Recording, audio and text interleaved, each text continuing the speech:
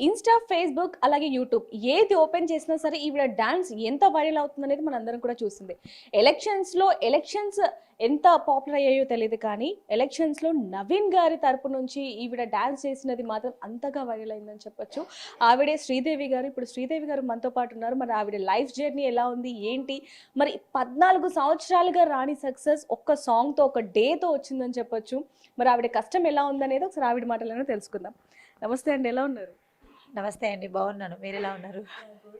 అసలు ఒక్క సాంగ్‌తో వైరల్ అయిపోయారని చెప్పొచ్చు. ఇన్‌స్టా, ఫేస్‌బుక్ ఏది చూసినా సరే మీ డాన్స్ అనేది బాగా వైరల్ అవుతుంది. అసలు అనుకున్నారా అంతగా వైరల్ అవుతుంది అని? లేదండి. అంత ఎక్స్‌పెక్ట్ చేయలేదు. అసలు ఇది ఇలా అవుతుందని గూడా అసలు కల్లో గూడా ఊహించలేదు. హ్మ్. సో ఎలా అనిపిస్తుంది ఒక్కసారిగా అన్ని ఫేస్‌బుక్‌లో, యూట్యూబ్‌లో మీరే రావటం? ఒక కలలా ఉంది. యాక్చువల్లీ ఎవరెవరినో చూస్తుంటాము. సో, నన్ను నేను చూసుకోవడం అనేది నన్ను నేను చూసుకోవడం అనేది చాలా హ్యాపీగా ఉంది. ఓకే. అసలు ఎక్స్‌పెక్ట్ చేయలేదు. మామూలుగా రీల్స్ అవి ఇవి చూస్తున్నప్పుడు ఎవరెవరినో చూస్తుంటాము. సో, ఇప్పుడు ప్రెజెంట్‌గా నేనే కనిపిస్తున్నాను. సో, అది ఊహించరానిది. అంటే మామూలుగా ఇందాక మీరు మాకు చెప్పినట్టుగా 13, 14 ఇయర్స్ నుంచి రాణి ఫేమ్ ఒక్క సాంగ్‌తో వచ్చిందని చెప్పొచ్చు. అసలు ఆ రోజు ఏం జరిగింది? ఎలా ఫేమ్ అయ్యారు? అనేది ఒక్కసారి మీ మాటల్లో. యాక్చువల్లీ ఇంకో 5 మినిట్స్‌లో అయితే ప్రోగ్రామ్ క్లోజ్ అయిపోతుంది. అంటే ప్రచారం అప్పటికి ఆగిపోతుంది. సో, ఆ టైంలో కింద ఉన్న కార్యకర్తల ఉత్సాహాన్ని చూసి వాళ్ళని ఇంకొంచెం ఆహ్, చేయాలని చెప్పేసి చేయడం చేసిన ప్రోగ్రామే అది. ఓకే. అంటే అదసలు ఏ రోజు అది? ఎందుకంటే మీరు డాన్స్ చేసేది మొత్తం మేము చూసాం కూడా ఆ వీడియోస్ కూడా. పక్కన వేరే వాళ్ళున్నారు. వాళ్ళకంటే మీ ఎక్స్‌ప్రెషన్స్ కావచ్చు, లేకపోతే డాన్స్ మూవ్‌మెంట్స్ కావచ్చు, వెళ్తున్న పబ్లిక్‌ని కూడా ఆకర్షించాయి అంటే ఏంటి డాన్స్ అంటే ఇష్టమా? లేకపోతే ప్యాషనా? లేకపోతే ఎలక్షన్స్ కాబట్టి చేసారా? ఏంటసలు? డాన్స్ అంటే ఇష్టము. అండ్ ప్యాషన్ కూడా అనొచ్చు. ఎందుకంటే చిన్నప్పటి నుంచైనా బాగా డాన్స్ చేసేదాన్ని. అదే ఇక్కడ నాకు బాగా ప్లస్ అయ్యింది అనొచ్చు. ఓకే. హ్మ్. సో మీకు మ్యారేజ్ అయింది. పిల్లలు కూడా. సో ఎలా ఉంది లైఫ్ అంతా? Family life? ఫ్యామిలీ లైఫ్ చాలా ఇబ్బందుల్లో, స్ట్రగుల్‌లో, ప్రాబ్లమ్స్‌లోనే ఉన్నాము. అది ప్రాబ్లమ్స్‌లో ఉన్నాం కాబట్టే ఈ ప్రోగ్రాము, ఈ డాన్స్ ఇవి చూస్ చేసుకోవడం జరిగింది. ఓకే. అంటే మనం ఎంత హ్యాపీగా ఉంటామనేది మీ ఫేస్‌లో తెలుస్తుంది. కానీ మీ బ్యాక్ ఎండ్‌లో మీ వెనకాల ఎంత బాధుంది అనేది కూడా మాకర్థమవుతుంది. ఎందుకంటే కొన్ని వీడియోస్ విన్నాము, చూసాం కాబట్టి. సో చాలామంది కూడా ఏదైనా ప్రాబ్లమ్స్ ఉంటే ఫేస్‌లోనే చూపించడం, లేకపోతే ఆ లైఫ్ మీద వాళ్ళకి ఇంపాక్ట్ చూపిస్తుంది. మీరు లైఫ్ ఎలా లీడ్ చేస్తున్నారు? ఏంటి అనేది? అంటే ఆ ప్రాబ్లమ్స్ నా లైఫ్‌ని కాదు, నా హెల్త్‌ని బాగా ఇంపాక్ట్ చేస్తుంది. సో, నేను అవన్నీ ఫేస్ చేసుకొని ఎందుకంటే నేను ఆ ప్రాబ్లమ్స్ నేను ఫేస్ చేస్తున్నాను కాబట్టి ఫర్దర్‌గా నా పిల్లలకి అలాంటి ప్రాబ్లమ్ రావద్దు అనే దానికోసమని ఇలా కష్టపడుతున్నాను. అంటే సారీ జస్ట్ నార్మల్‌గా అడగటానికి. అంటే పెళ్ళైన తర్వాత ఎప్పటినుంచి కొంచెం ఇబ్బందులు మొదలయ్యాయంటే చాలామందికి పిల్లలు పుట్టాక తర్వాత నుంచి ఇబ్బందులు స్టార్ట్ అవుతూ ఉంటాయి. మరి మీకు ఎప్పటినుంచి అసలు ఏంటనేది ఏమైనా చెప్పగలరా? యాహ్! అండి. పెళ్ళైన తర్వాత నుంచే స్టార్ట్ అయ్యాయి. అంటే పెళ్ళికి ముందు గూడా కష్టాలుండే, ఇబ్బందులుండే, సమస్యలున్నాయి. తల్లిదండ్రులు లేని సమస్యలు, లేని బాధలు అప్పుడు ఫేస్ చేశాము. పెళ్ళైన తర్వాత బరువు, బాధ్యతలు, ఫైనాన్షియల్ ఇబ్బందులు, సపోర్టింగ్ లేకపోవడము, తర్వాత పిల్లలు, వాళ్ళకి స్టడీస్, వాళ్ళ హెల్తు వాటి కోసమని నేనిలా చేయాల్సొచ్చింది. బయటికి రావాల్సొచ్చింది. ఓకే. అంటే పిల్లల విషయానికి వస్తే ఇటువైపు మీరు డబ్బు సంపాదించాలంటే బయటికి వెళ్ళాల్సిందే. అటువైపు మరి పిల్లల్ని చూసుకోవాలి. ఈ రెండిటిని ఎలా బ్యాలెన్స్ చేస్తారు? పిల్లల్ని ఎవరైనా చూసుకుంటున్నారా? యెస్ అండి. అంటే పిల్లలకి ఒక 3 ఇయర్స్, 5 ఇయర్స్ వరకు బాబుకి 5 ఇయర్స్, పాపకి 3 ఇయర్స్ వరకు నేను చూసుకున్నాను. అప్పుడు నేనొక స్కూల్ టీచర్‌ని గాబట్టి నా దగ్గరున్నారు. తర్వాత నేను హైదరాబాద్‌కొచ్చేసిన తర్వాత నన్ను అండ్ నా పిల్లల్ని చూసుకున్నది మాత్రం మా అక్క, మా వదిన వాళ్ళు. వాళ్ళే ఓకే. చూసుకున్నారు. హ్మ్. మొత్తం వాళ్ళే ప్రొటెక్ట్ చేయడము, వాళ్ళే చూసుకోవడం జరిగింది. అంటే వాళ్ళ దగ్గర నుంచి సపోర్ట్ ఎలా ఉంది? మెయిన్ పిల్లల దగ్గర నుంచి. అంటే మీరు ఫస్ట్ టీచర్‌గా ఉన్నారు కాబట్టి, టీచర్ నుంచి ఒక్కసారిగా డాన్సర్‌గా మారడం అంటే, అంటే అదేమో కొంచెం డీసెంట్. టీచర్ జాబ్ అనేది. కొంచెం స్ట్రిక్ట్‌గా ఉండాల్సిందే. పిల్లల్ని కొంచెం భయం పెట్టాల్సిందే. మరి డాన్స్ అనేది అసలెలా? ఆపోజిట్ కదా! అంటే ఇగ ప్రాబ్లమ్స్ అలా ఉన్నాయి. సమస్యలు అలా ఉన్నాయి. సో, దాన్ని బేస్ చేసుకొని అక్కడి నుంచి ఇక్కడికి రావాల్సొచ్చింది. పిల్లల సపోర్టింగ్ అంటే పిల్లలు సపోర్ట్ చేశారు. సపోర్ట్ చేశారు కాబట్టి ఇక్కడ వరకు వచ్చి రాగలిగాను. అంటే పిల్లలు చూస్తున్నప్పుడు ఎలా ఫీల్ అవుతున్నారు? పిల్లలు మీ వీడియోస్ కానీ ఇప్పుడు పాపులర్ అయ్యారు కాబట్టి ఈ ఒక్క సాంగ్‌తో. అంటే ఇంతకు ముందు నుంచి కూడా మీరు కష్టపడుతున్నారు కానీ ఇప్పుడు ఏమంటున్నారు? పిల్లల దగ్గర నుంచి ఎలాంటి రెస్పాన్స్? అంటే నేను మీకు ఇంకొకటి ఏంటంటే ఈ 13 ఇయర్స్ అంటే రేపు డిసెంబర్ వస్తే 14 ఇయర్స్ ఇప్పటి వరకు నేను కండక్ట్ చేసిన వేల ప్రోగ్రామ్స్ ఉండొచ్చు. నా ప్రోగ్రామ్స్ ఎప్పుడు నా పిల్లలు చూడలేదు. రారు. వాళ్ళు రారు. నా కష్టాన్ని వాళ్ళు ఎప్పుడు చూడలేదు. రమ్మని పిలిచిన ఇన్‌కేస్ ఇంటికి దగ్గరలో ఉంది రామ్మా అన్నా కూడా పాప రాదు, బాబు రాడు. సో మీరన్నట్టుగా పిల్లలు అంటే మీ దగ్గరికి రారు, మీరు కష్టపడేటప్పుడు చూడలేను అని చెప్పారు. అసలు వాళ్ళ ఏజ్ ఎంత ఉంటుంది? అసలు ఎందుకు చూడలేను? అంటే రారు అని ఎందుకు అంటున్నారు? ఎందుకు అంటే బాబుకి 18 ఇయర్స్, పాపకి 15 ఇయర్స్. సో పెద్దవాళ్ళు. వాళ్ళు చిన్నగా ఉన్నప్పుడు I mean 4th class, 3rd class ఉన్నప్పటి నుంచి నా ఇబ్బందులన్నీ వాళ్ళ కళ్ళతో చూశారు. చూసిన తర్వాత వాళ్ళు ఏంటంటే వాళ్ళు ఓన్గా నిర్ణయించుకున్నారు, మమ్మీని మనం ఇబ్బంది పెట్టొద్దు అలా అని చెప్పేసి ఇద్దరు గవర్నమెంట్లో గురుకుల ఎగ్జామ్స్ రాసి 10th వరకు వాళ్ళిద్దరు గురుకులలో చదువుకోవడము. తర్వాత వాళ్ళు ఎప్పుడైనా ఫెస్టివల్స్కి ఇంటికి వచ్చినప్పుడు కూడా నేను వాళ్ళతో టైం స్పెండ్ చేయకపోవడము అండ్ ఇవన్నీ వాళ్ళు చూశారు.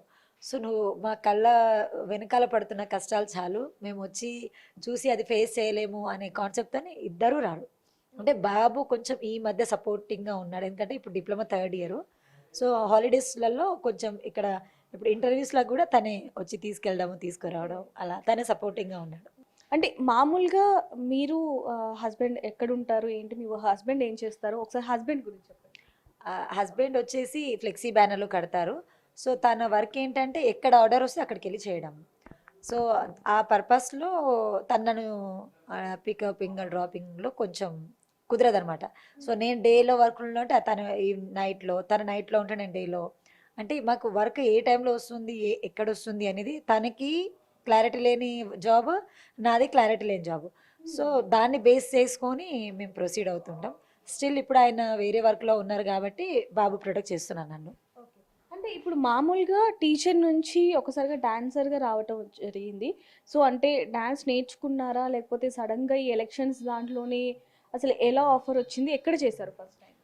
బేసిక్గా నాకు స్కూల్లో నుంచి డ్యాన్స్ అంటే ఇష్టము. దాని తర్వాత పరిస్థితి అనుకూలంగా డ్యాన్స్ ఫీల్డ్కి రావాల్సి వచ్చింది. రావడంతోనే అంటే నేను చేసేది ఫోక్ స్టైల్ కాబట్టి ఫోక్ స్టైల్ వేరు, మూవీ సాంగ్స్ వేరు. అప్పుడు అంటే నేను క్రిస్టియన్స్లో ఉండేదాన్ని కాబట్టి ఆ స్టైల్ వేరు, ఈ స్టైల్ వేరు. ఈ ఫీల్డ్కి వచ్చిన తర్వాత ప్రవీణ్ అని అండ్ శ్రీరామ్ అన్నయ్య అని వీళ్ళు నాకు సపోర్ట్ చేశారు. ఇట్లా సపోర్ట్ చేస్తూ సునీత అక్క కానీ, విజయశ్రీ అక్క కానీ, కవిత అక్క కానీ వీళ్ళ సపోర్టివ్ నుంచి వంగ శ్రీనివాస్ గౌడ్ సార్ దగ్గర చేరుకున్నాను. అక్కడ నుంచి చాలామందితో వర్క్ చేశాను, చాలామందితో ట్రావెల్ చేశాను. అక్కడ నుంచి నేను గిడుగు రామ్మూర్తి మునిమనవరాలైన స్నేహలత మురళి గారి దగ్గర 9 సంవత్సరాలు అమ్మ దగ్గర శిష్యురాలుగా కూడా వర్క్ చేయడం జరిగింది. రీసెంట్లీ అమ్మ కాలం చేశారు కాబట్టి ఇప్పుడు గౌడంకుల దగ్గరే చేస్తున్నాను. అండ్ నా ఓన్ ప్రోగ్రామ్స్ కూడా నా ఓన్ ట్రూప్ కూడా ఉంది, నా ఓన్ ప్రోగ్రామ్ కూడా నేను చూసుకుంటున్నాను. సో ఎలక్షన్స్లో అంటే నవీన్ గారి తరపు నుంచి మీకు కాల్ వచ్చిందా? లేకపోతే ఎవరు కాల్ చేశారు? ఎలా ఆఫర్ వచ్చింది? నవీన్ అనే తరపు నుంచి నాకు కాల్ ఏం రాలేదు. సో ఏపుడు సోమన బృందం నుంచి నేను నవీన్ అన్న దగ్గరికి వచ్చి వర్క్ చేయడం జరిగింది. అండ్ అది అయిపోయిన తర్వాత మా ట్రూప్ మొత్తం ఒక 12 మంది. సో ఏపుడు సోమన బృందం నుంచే మేము ఇక్కడ వర్క్ చేసాము. ఆయన తరపు నుంచి నేను ఇక్కడ ఈ ప్రోగ్రామ్ చేయడం జరిగింది. అంటే జస్ట్ నార్మల్గా ఈ ప్రోగ్రామ్కి అసలు ఎంత ఇచ్చారు? అంటే డైలీ ఇంత అన్నట్టు ఉంటుందా? లేకపోతే ఎలక్షన్స్ మొత్తంలో ఇంత జస్ట్ నార్మల్ ఒక నెంబర్ ఎంత ఉండొచ్చు? అంటే ఒక్కొక్కరు రెమ్యునేషన్ ఒక్కొక్కలా ఉంటుంది. సీనియర్లు, జూనియర్స్ అని, సింగర్స్ కానీ, ఇన్స్ట్రుమెంట్స్ కానీ ఎవరి పేమెంట్ వాళ్ళకి పర్సనల్గా ఉంటుంది. సో ఎవరు రివీల్ చేసుకోరు. అంటే అందాజుగా కూడా చెప్పరా? లేదులేండి. కాంపిటీషన్ అని కాదు కానీ వేరే వాళ్ళు ఫీల్ అవుతారు, అయ్యో మేము కూడా చేసాం కదా అనే ఫీల్ వాళ్ళకు ఉండొద్దు కాబట్టి ఓకే. అంటే కంటిన్యూ చేస్తూనే ఉంటారా డే నుంచి నైట్ వరకు? లేకపోతే ఏమన్నా బ్రేక్ తీసుకోవటం కొంచెం కష్టంగానే ఉంటుంది అంత మందిలో చేయాలి అంటే. సో ఆ ధైర్యం అదంతా అసలు ఎలా వచ్చింది? ఆ ధైర్యం రావడానికి కారణం కష్టాలు, కన్నీళ్ళు, బాధలు, ఇవన్నీ దాటుకొని నిలబడ్డాను ఈరోజు. అది అంత సింపుల్‌గా కాదు. ఒక అమ్మాయి, ఒక ఒక లేడీ బయటికి రావాలి. 10 మందిని ఎంటర్‌టైన్‌మెంట్ చేయాలి. వందల మందికి మన ప్రోగ్రామ్ నుంచి వాళ్ళ వాళ్ళ చూపులో వాళ్ళ స్మైల్, వాళ్ళ ఫేస్‌లో స్మైల్ రావాలి అనేది అంత సింపుల్ విషయం గాదు. మనకి ఎన్ని కష్టాలున్నా, ఎన్ని బాధలు ఉన్నా మన ఫేస్ ఎక్స్‌ప్రెషన్స్ గానివ్వండి, మన డాన్స్ గానివ్వండి, వాటితో వా ఒక మనిషి ఫేస్‌లో వచ్చే చిరునవ్వు కోసం ఎంత కష్టపడతామనేది డాన్సర్‌లకి మాత్రమే తెలుసు. వాళ్ళకి మాత్రమే పాసిబుల్ అవుతుందది. అంటే మామూలుగా చూసుకుంటే మీరు చేసేటప్పుడు పబ్లిక్ కూడా డాన్స్ చేస్తూ ఉంటారు. సో, అప్పుడు ఎలా అనిపిస్తుంది? ఒక ఊపొస్తుందా? లేకపోతే అంటే అలసిపోతూ ఉంటారు. ఇందాక మీరు స్టార్టింగ్‌లో చెప్పినట్టు అక్కడికి అది అయిపోయింది. కాకపోతే పబ్లిక్ కొంచెం ఇంట్రెస్ట్ చూపిస్తున్నారు కాబట్టి మీరు మళ్ళీ డాన్స్ చేయటం జరిగింది. సో, అలాంటి టైంలో మీకేమనిపిస్తూ ఉంటది? అబ్బా! టైం అయిపోయింది ఎళ్ళిపోదాం అంటే వీళ్ళొచ్చారు అన్నట్టు అనిపిస్తుందా? లేకపోతే ఇంకా హుషారొస్తుంది చేద్దాం అన్నట్టు అనిపిస్తుందా? అంటే అయిపోయింది వెళ్ళిపోదామా అనేది నేనైతే ఎప్పుడు ఫీల్ అవ్వను. ఎందుకంటే ఒక మనిషికి కొన్ని బాధలు, కష్టాలు, ఇబ్బందులు, కొన్ని సమస్యలుంటాయి. సో, ఒక ప్రోగ్రామ్ దగ్గరికొచ్చినప్పుడు వాళ్ళకి ఆ 3 గంటలు వేరే స్వర్గానికి తీసుకెళ్తారు. అంటే ఆ టైంలో వాళ్ళ బాధలు, కష్టాలు, కన్నీళ్ళు అన్నీ మర్చిపోతారు మాక్సిమం. 99% ప్రతి ఒక్కరు నవ్వుతూ, హాయిగా ఎంజాయ్ చేస్తూ వెళ్తారు. ఎందుకంటే ఆ 3 గంటల సేపు వాళ్ళు ఆ ప్రపంచాన్ని వదిలేసుకుంటారు. ఆ 3 గంటలు మేమసలు ఎక్కడున్నామా అనేది గూడా ఉండరు. సో, వాళ్ళు చేసే ఎంజాయ్‌మెంట్‌ని చూసి మేమింకా హుషారే వచ్చేస్తుంది. అలసిపోయాం కదా! అనే ఫీల్ ఎప్పుడు అనిపించలేదు. అది అనిపించదు కూడా. హ్మ్. అంటే ఇక్కడికొచ్చాక మాకు కొన్ని వినిపిస్తున్నవేంటంటే, జస్ట్ జనాల దగ్గర నుంచి అడుగుతున్న క్వెషన్ మాత్రమే ఇది. కొంచెం మీరు ఫేమస్ అయ్యారు. అందులో నవీన్ గారు గెలిచాక ఇంకా ఆనందంతో ఆ వీడియో కూడా కొంచెం వైరల్ అయింది. సో, ఆయన ఇంకా పర్సనల్‌గా మీకు డబ్బులిచ్చారు అనేది కొన్ని వస్తున్నాయి. అది నిజమేనా? లేదండి. అన్నయ్య అయితే ఫైనాన్షియల్‌గా నాకు ఎలాంటి ఇది చేయలేదు. బట్ ఏదైనా ఉంటే చేద్దాము, చూద్దాము అని బాపు గారు అంటే నవీన్ అనే వాళ్ళ ఫాదర్ చిన్న శ్రీశైలం బాపుతో కలవడం జరిగింది. ఏదైనా ఉంటే చేద్దాం బిడ్డ అన్నారు కానీ ఫైనాన్షియల్‌గా అయితే ఏం లేదండి. ఎందుకు అడుగుతున్నామంటే ఈ క్వెషన్ కూడా చాలా మంది కింద కామెంట్స్‌లో వేరే దాంట్లో పెట్టారు కాబట్టి అడగాల్సొస్తుంది. అంటే కొంచెం ఎనర్జిటిక్‌గా చేస్తున్నారు. ఆ ఫేస్‌లో ఎక్స్‌ప్రెషన్స్ అన్నీ కూడా అంటే ఉన్న వాళ్ళు కూడా చేస్తున్నారు. కాకపోతే ఆ ఎక్స్‌ప్రెషన్స్ అవన్నీ కూడా మీవి కొంచెం అందరికి ఆకర్షితులు అవుతున్నారు కాబట్టి అంటే కరెక్టే అది. బాపు గారు గూడా దాన్ని మెచ్చుకోవడం జరిగింది. అండ్ నిన్న పిలవడం జరిగింది, మాట్లాడడం జరిగింది. ఇవన్నీ అయ్యాయి. కానీ ఇ ఇలా ఫైనాన్షియల్‌గా హెల్ప్ జేయడము అలా ఇంకా ఏం జరగలేదు. జరుగుతుండొచ్చు. బట్ ఇప్పటివరకైతే ఏం అలా లేదు. అంటే మామూలుగా మీకున్న ప్రాబ్లమ్స్ ఏవైతే ఉన్నాయో అవన్నీ కొంచెం నవీన్ గారికి కానీ లేకపోతే వాళ్ళ ఫాదర్ గారికి కానీ చెప్పడం ఏమైనా జరిగిందా? లేదండి. అంటే ఇప్పుడున్న టైమింగ్‌లో అన్నయ్య చాలా బిజీ. అండ్ బాపు గారు గూడా వచ్చిన వాళ్ళు ప్రతి ఒక్కరిని రిసీవ్ చేసుకుంటున్నారు. వాళ్ళతో మాట్లాడుతున్నారు. నేను నిన్న వెళ్ళిన ఒక half an hour, 45 minutes, 1 hour దాకా అక్కడ కూర్చున్నాను. నేను కూర్చున్నంత సేపు స్కూల్స్ గురించి మాట్లాడారు. సమ్ హెల్త్ ఇష్యూస్ ఉన్నవాళ్ళు మాకు హెల్త్ ఇష్యూస్ ఉన్నాయి. మీ సైడ్ నుంచి హెల్ప్ గావాలంటే వాళ్ళతో ఇలా జరిగింది గాబట్టి నా సమస్యల గురించి, నా ఇబ్బందుల గురించి ఇప్పటివరకు అన్నయ్యతో మాట్లాడడం లాంటివేం జరగలేదు. అంటే ఈ వీడియోస్ వైరల్ అయిన తర్వాత ఆయన పిలిచారా? అంటే ఆయన దాకా వెళ్ళినయి చాలా వరకు వెళ్ళే ఉంటాయి. చిన్న శ్రీశైలం యాదవ్ గారి దగ్గరికి లేకపోతే నవీన్ గారి దగ్గరికి. సో, వెళ్ళినప్పుడు అసలు కాల్ ఏమనొచ్చింది మీకు ఆయన దగ్గర నుంచి ఏంటి? అంటే, అమ్మ నేను బాపుని, చిన్న శ్రీశైలం యాదవ్ అని బాపుయే నాకు నిన్న ఎర్లీ మార్నింగ్ నా లేవడమే ఆ కాల్‌తో లేసాను. లేచిన తర్వాత నిన్న 4:00కి బాపుని కలవడం జరిగింది. పక్కనే కూర్చోబెట్టుకొని చాలా సేపు మాట్లాడారు. ఏదున్నా మనం చేద్దాము. కొన్ని రోజులు అంటే ఇప్పుడు ఈ హడావిడిలో ఉన్నాము. ప్రమాణ స్వీకారం అయిపోయిన తర్వాత ఖచ్చితంగా మళ్ళీ మనం కూర్చుంటాము, మనం మాట్లాడతాము అని చెప్పడం జరిగింది. సో, ఎలా అనిపిస్తుంది? చాలా మందికి గూడా అంటే ఇప్పుడు ఎవరైతే ఉన్న కార్యకర్తలు కావచ్చు, లేకపోతే మీతోటి డాన్సర్స్ కావచ్చు, వాళ్ళ దాకా రీచ్ అవ్వటం అనేది కొంచెం కష్టమైన పనే. అలాంటిది ఒక చిన్న డాన్స్ కాదు. మీ టాలెంట్ ఉన్న డాన్స్ కాబట్టి అక్కడి దాకా వెళ్ళింది. సో, ఎలా అనిపిస్తుంది? చాలా సంతోషంగా ఉంది. అంటే ముఖ్యంగా నేను మా అమ్మమ్మ, తాతయ్య గురించి చెప్పాలి. 2016 ఆర్ 17లో నేను రాహుల్ గాంధీ సభ ప్రోగ్రామ్ చేసినప్పుడు దసరా పండగ తర్వాత సెకండ్ డేనే నాకు శంషాబాద్లో ఒక ప్రోగ్రామ్ ఉండింది. సో నేను ఆ ప్రోగ్రాంలో వచ్చి నేను ఇలా టీవీలో కనిపించానని మా తాతయ్య ఒక సెలబ్రేషనే చేశారు. సో ఈరోజు ఆయన లేరు. ఒకవేళ ఆయన ఉండి ఉంటే నేను చాలా హ్యాపీగా ఫీల్ అయ్యేదాన్ని. నన్ను ఆకాశానికి ఎత్తేసేవాళ్ళు. అండ్ ఇప్పుడు ప్రజెంట్ అమ్మమ్మ ఉన్నారు. సో నా రీల్ని చూస్తూ నా గురించి మాట్లాడుతుంటే నేను చాలా గొప్పగా ఫీల్ అవుతున్నాను. నా లైఫ్లో నేను మర్చిపోలేని కాంప్లిమెంట్ అది. అంటే ఇన్ని సంవత్సరాల నుంచి చేస్తున్న కష్టం ఇష్టం కాస్త ఈరోజు ఇంత ఫేమ్ అవ్వటం అనేది చాలా హ్యాపీ అనే చెప్పాలి. సో ఇక్కడ దాకా వచ్చారు కాబట్టి ఎవరు మీకు అంత సపోర్ట్ చేశారు? అంటే ఒక అమ్మాయి రోడ్డు మీదకి వెళ్ళి డాన్స్ చేసిందంటే ఖచ్చితంగా చాలా వరకు విమర్శలే ఎక్కువగా వస్తూ ఉంటాయి.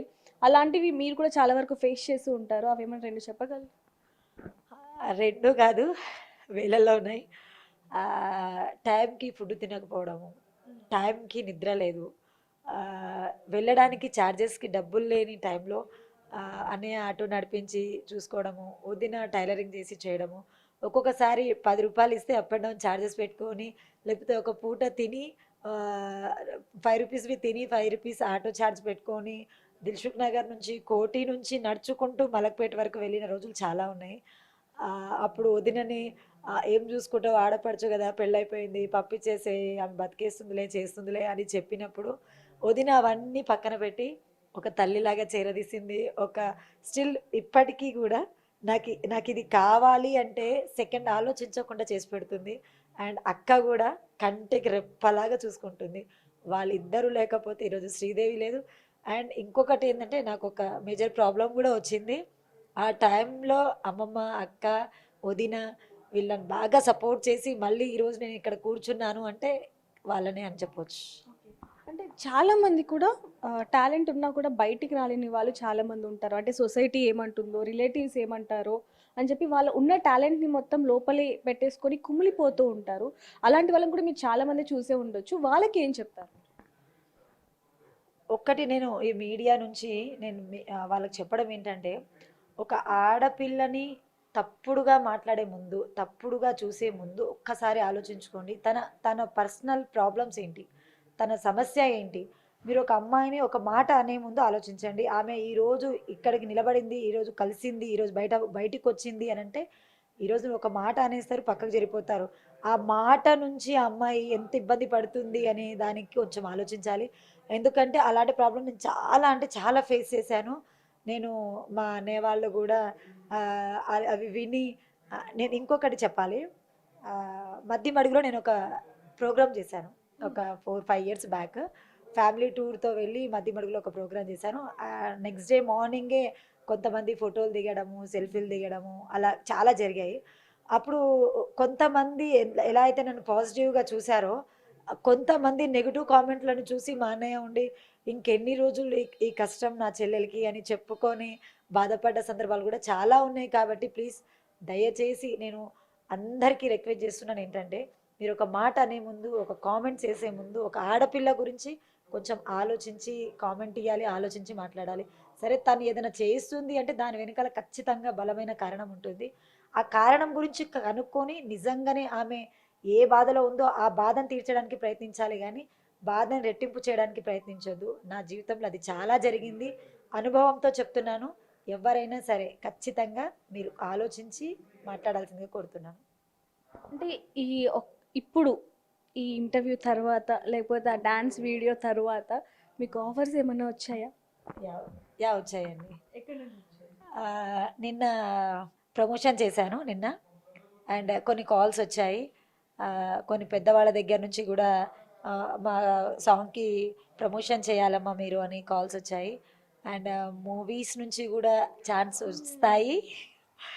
అండ్ అది మాకు కావాల్సింది.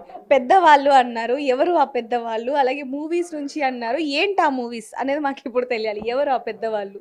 అంటే శ్రీశైలం యాదవ్ బాపు గారే ఖచ్చితంగా నీకు సినిమాలలో చాయిస్ ఉంటుంది, కంపల్సరీ వస్తుంది అని మాట్లాడారు. అండ్ ఇంకొంతమంది పేరు ఇప్పుడే వద్దు, కావాలి మాకు మెయిన్ ఆ పేరే కావాలి. పేరు చెప్పండి, కొంచెం ఇంటి ఇవ్వండి. లేకపోతే అంటే ఒక ప్రొఫెషనల్ సింగర్, రైటర్ అని చెప్పొచ్చు, సింగర్ అని కూడా చెప్పొచ్చు. పేరుగాంచిన ఈ మధ్య కాలంలో పేరుగాంచిన సింగర్స్లో రైటర్స్ల దగ్గర నుంచి కాల్స్ వచ్చాయి. మీరు రావాలి అమ్మా అంటే ఖచ్చితంగా నేను చేస్తానన్నా. అని మాట్లాడడం జరిగింది. అంటే ఎవరు ఆ సింగర్స్, ఎవరు ఆ రైటర్స్, ఈ కాలంలో ఈ మధ్య కాలంలో ఫేమ్ అయిన వాళ్ళు ఎవరు అనేది చిన్న మీరు హింట్ ఇచ్చినా మా వాళ్ళు తెలుసుకుంటారు. సో కొంచెం త్వరలో నేను అది రివీల్ చేస్తాను. అండ్ సెకండ్ టైం మిమ్మల్ని ఇబ్బంది పెట్టకుండా మీరే చెప్పేస్తారా? ఇన్ టైంకి వచ్చి మీకు ఇంటర్వ్యూ ఇస్తాను మిమ్మల్ని ఇబ్బంది పెట్టకుండా. సో చూశారు కదా, ఒకే ఒక్క సాంగ్తో ఫేమ్ అయింది అనుకుంటున్నాం కానీ ఆ 13 ఏళ్ల కష్టం ఏ విధంగా ఉందని తనకు మాత్రమే తెలుసు అని చెప్పొచ్చు. ఒకవైపు నుంచి ఆర్థికంగా వెనకబడి ఉన్నప్పటికీ కూడా తన కష్టాలకి కాలానికి ఎదురు వెళ్ళి తను ఈరోజు ఈ స్థాయికి వచ్చిందని చెప్పొచ్చు. సక్సెస్ ఎప్పుడు వస్తుందని ఇది ఎవరని చెప్పలేము. ఒక్క సక్సెస్తో తన లైఫ్ కూడా చేంజ్ అయింది. ఇప్పుడు సినిమాల్లో ఆఫర్స్ వస్తున్నాయి, డైరెక్టర్స్ నుంచి డాన్స్ పరంగా అన్నిటి పరంగా కూడా ఆఫర్స్ వస్తున్నాయి అని చెప్పొచ్చు. మరి ఇందాక తను చెప్పినట్టు ఎవరు ఆ డైరెక్టర్ అనిపిస్తుంది మీకు, అండ్ అలాగే ఎవరు డాన్సర్స్ ప్రొడ్యూసర్స్ కూడా ఉన్నారని చెప్పి తెలిసింది. సో ఎవరు అనేది కూడా మీరు కింద కామెంట్ చేయండి. మరిన్ని వార్తల కోసం చూస్తూ